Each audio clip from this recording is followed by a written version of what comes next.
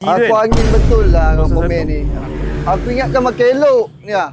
Ni makin jadi depan ni lah. Ni jadi kereta apa ni? Ni bukan kereta aku ni kalau macam ni. Siapa nama? Aduh. Jalil. Bila nak siap kalau macam ni? Kata sebelum raya. WPT dah raya haji. Ha? JPT 1779. Weh, mana kereta aku weh? Nanti saya update dah siap. Weh, kereta aku yang ni ke kereta aku? Betul lah yang ni. Weh, apa Tak adalah, ni? bukan Oh, lah. bukan oh. Siap betul. Aku dah berpeluh siap. Aku dah bengang betul lah. Weh, yang ni. Bapak Okay, macam mana? madu Colour ni siap. okey tak? Inilah colour yang aku idamkan. Sebenarnya aku nak buat colour ni kat GTR. Finally aku dapat kat Mustang. Dah setahun lebih dah aku target colour ni.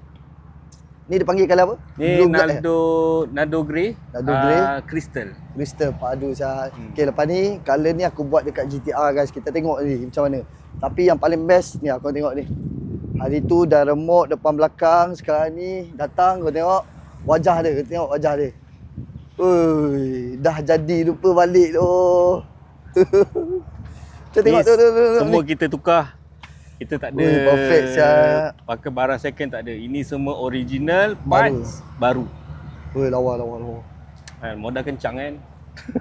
Lawa siap. Memang lawa. So semua depan ni semua tukar baru. Semua tukar baru. Sekali dengan kesis-kesis. Ui, memang lawa. Tengok dalam. Memang lawa. Ni dalam ni semua ni baru ni. Ni semua baru ni. Predator kan. Ni body ni pun kita tukar. Body pun kau tengok. Sebiji macam kereta baru lah. Getah. Woi, belakang pun ngam. Teruk. Dalam okey balik. Dah ada airbag. Woi, lepas ni aku akan simpan. Dah tak ada siapa-siapa yang boleh bawa. Kereta ni aku akan buat perkasam kat dalam garaj aku.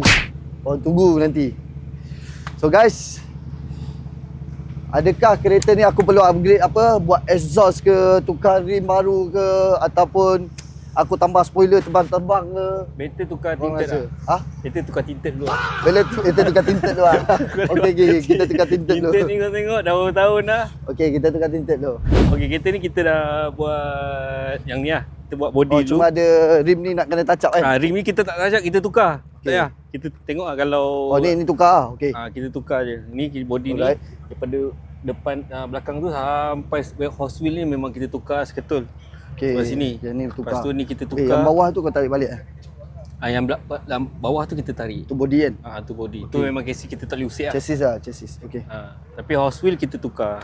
Jadinya radiator, condenser, pipe aircon A to Z semua kita tukar. Fan guard satu set kita tukar. Ni. Lepas tu ni lampu depan ni memang kita kena tukar lah. Body bonnet kit, semua body bumper, kit bonnet pun tukar kan? Subframe bawah dia benda tu besar.